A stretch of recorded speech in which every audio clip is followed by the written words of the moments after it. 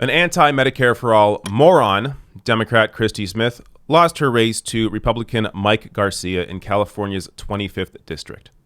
This was a seat that was held by a Democrat, Katie Hill, and then Katie Hill resigned for a controversy I don't want to get into, but she resigned. Christy Smith took over in this race, not backing Medicare for All, unlike Katie Hill, who at least rhetorically supported Medicare for All. Christy Smith did not back Medicare for All, and she lost. And I'll show you exactly why.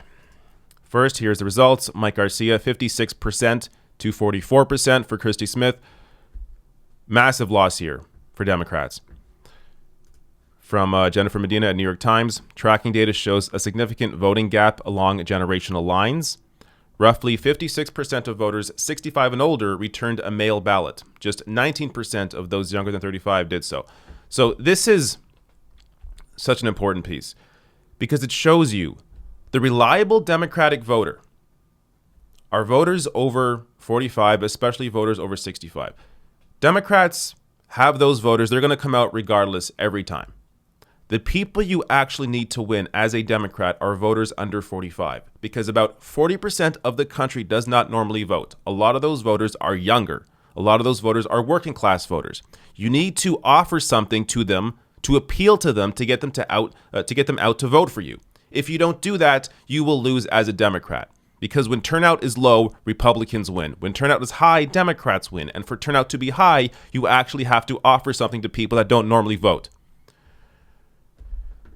Also here, there's a voting gap along ethnic lines too. While 40% of white voters returned their mail ballots, only 21% of Latinos did so.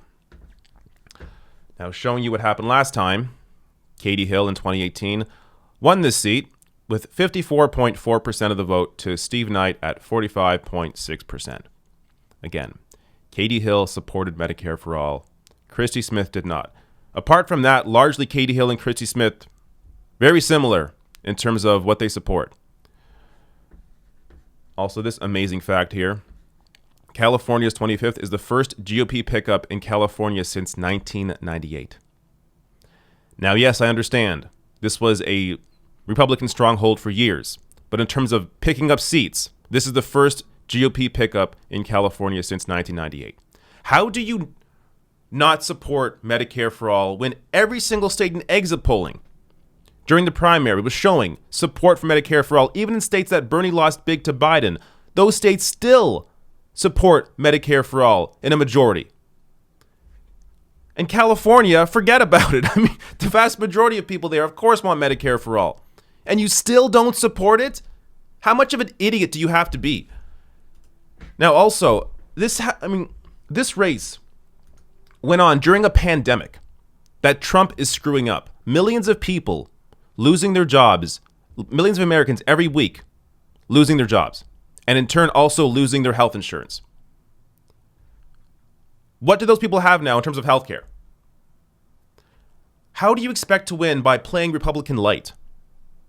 You actually have to try and appeal to people that don't normally vote, that don't have their health care, that no longer have their jobs. It is totally amazing to me how incompetent even Democrats in California are. Now, this was a seat that Cenk Uygur tried to win in terms of going up against Democrats in the Democratic or in the primary in California that happened earlier. Clearly, he didn't win that seat. I mean, he lost, let's be honest, big time to Christy Smith. But part of the reason was that Christy Smith was a known quantity in the district. So she had been involved in local politics for a while there, so people knew who she was. But that only works, again, with the voters that normally vote.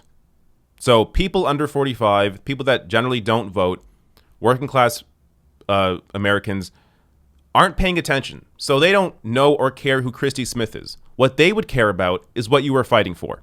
So if you are fighting for them, if you are fighting to offer them something like universal health care, they're going to come out and vote for you. But if you're playing this game of Republican light, how does that appeal to anybody? And Republicans will always go with the actual Republican every time over the Republican light candidate. Total screw up. Now, I guess the one benefit here is that there's a rematch in November. This race was simply to the special election was simply to fill at the end of Katie Hill's term.